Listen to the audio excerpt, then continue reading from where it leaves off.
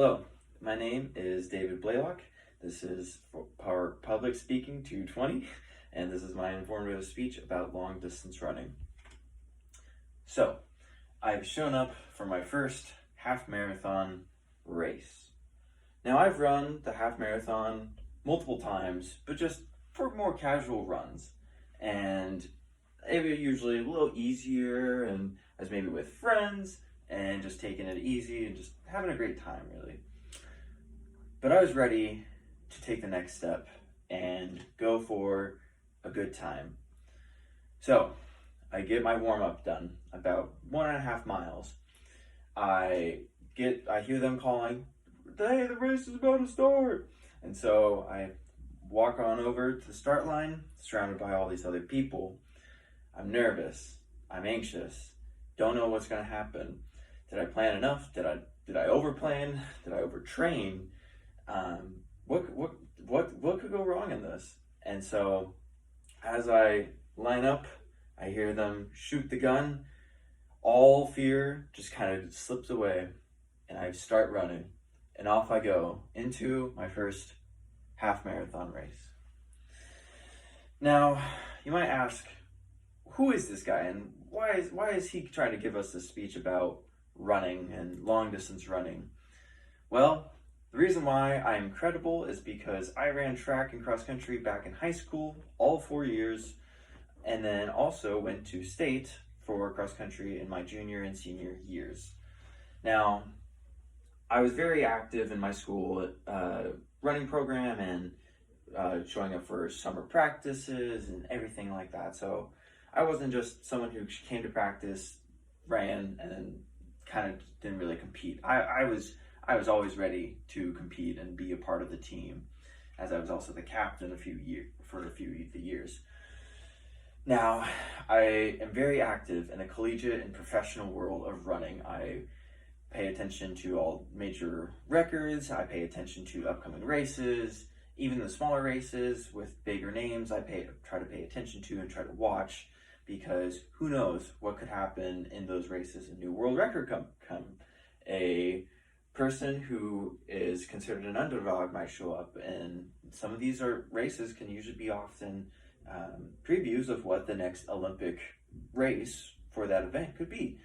And then finally, I read and study books of how to be a better runner, what training needs to go into being a good runner, and just the overall aspect of everything with running, from sleep to diets and eating and everything in between.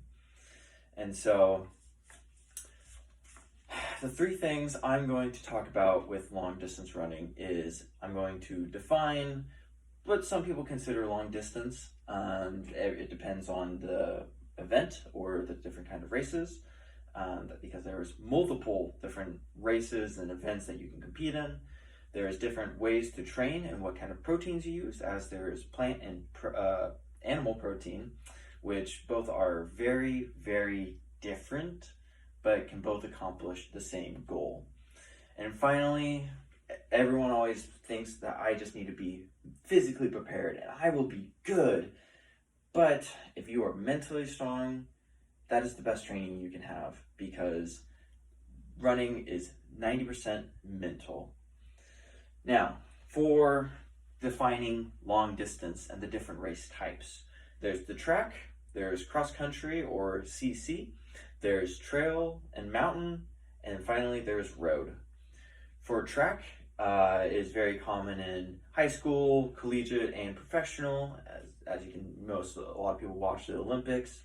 But there's a championship every year that holds these track events, the same ones from the Olympics, just kind of off on their own. Don't get near as much coverage, but that's usually when some really great times and records fall. Now, in the picture below track, there is a picture of Matthew Centrowitz as he's winning the 1,500 meter men's in the Rio Olympics in 2016. It was a great time, and it was the first American who has won the gold medal since 1926, I believe. The thing is, though, The 1500 and 800 meter are considered mid distance or middle distance in track, and long distance is considered like 2000, 3000, 3K steeple, the 5K and the 10K. Usually nothing above the 10K is run above the track, as a 10K is 25 laps, and running 25 laps around a track can get very boring, and so they make that as the longest distance event in track. For cross country, trail, and mountain, cross country, it's a little, all three I've kind of lumped together as they're a little more niche, not as common. The three of them vary in the race lengths, with cross country being from in middle school like a 3K or 2 miles to in college and professional up to 12K. And in the collegiate, often the men and women will run different race lengths, as they can be from like women will run 8K and men will run 10K in the finals. And then trail and mountain, they're just their own kind of special race.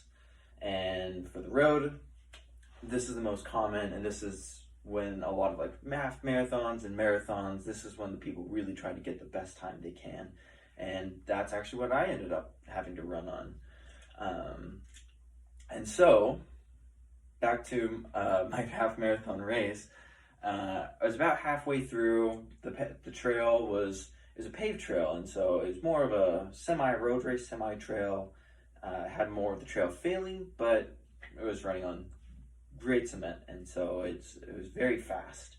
About halfway through the race, I started thinking, I was like, did I do enough training? Like, am I feeling physically ready for all of this? And yeah, I was. I've been training for months.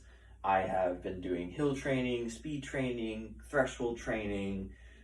Been doing lots of mileage and really focusing on what I was eating. Now, protein is a very important aspect of running, as it is what helps rebuild the muscles in your body. And then either the distance that you run each week or daily and how fast you do it is very important. And there's even a very specific blood testing, or what's called VO2 max. So for protein, there's the two of plant and animal. A lot of people, when they think protein, they think red meat, chicken, turkey, maybe dairy, eggs, things like that. However, there's plant protein, which is beans and lentils and other things like almonds, nuts, things like that, which are very, very important and can contribute maybe more of what you need. Say you need lower calories, maybe plant protein is better for you. If you need higher calories or just want to eat a lot of really great tasting meat, well, then you can go to the animal protein. As for me, for training up for my half marathon, I mainly focused on animal and some plant protein. So for my training, a lot of people focus on how far, as in like how many miles, how fast, like miles per hour, elevation with hill training, with maybe some people really want to like, hey, I'm going for a 10-mile run at 8:30 pace. I hope to get like 500 feet elevation gain, for example. And then for recovery, it's how long you are going to take before you go for your next run. Next, there's a very specific method and training method that a professional is using in the picture that I have on this slide. It's this right now the best miler and 5K runner of our time, as he has run some of the top times in both events just in the last 2 years. And in this, he is testing his VO2 max, which is the amount of oxygen in the blood system. As with running, and especially aerobic events, however much oxygen is in your blood, it's very important. And so the higher the oxygen, in a sense, more you can really push it. The less, you can't really push it as much. Okay, we're on to the final stretch. I've averaged about 50 to 60 miles a week, mainly focused on, as I said, animal and plant protein, and then I've run lots of hills. As I lived through a bunch of hills. Now, I was very physically ready versus, but I was also very mentally ready, mainly because I was positive, and I heard that you need to be your own cheerleader when you're out running these events because there's no one to cheer you on at mile 7.5 when you're in this trail. No one's around you except other competitors, maybe. So you got to be your own cheerleader. At this time, I was about maybe 3 miles to the finish, and I was exhausted. I was ready to quit, but I started visualizing my me finishing, or hey, I passed this hill a long time ago. And so running is a lot of just mental energy, and it's about 90% energy and training that goes into running. There's this central governor theory that you have to, that the mind tries to shut the body down when it thinks it's going to get hurt, or as we commonly feel, it's fatigue.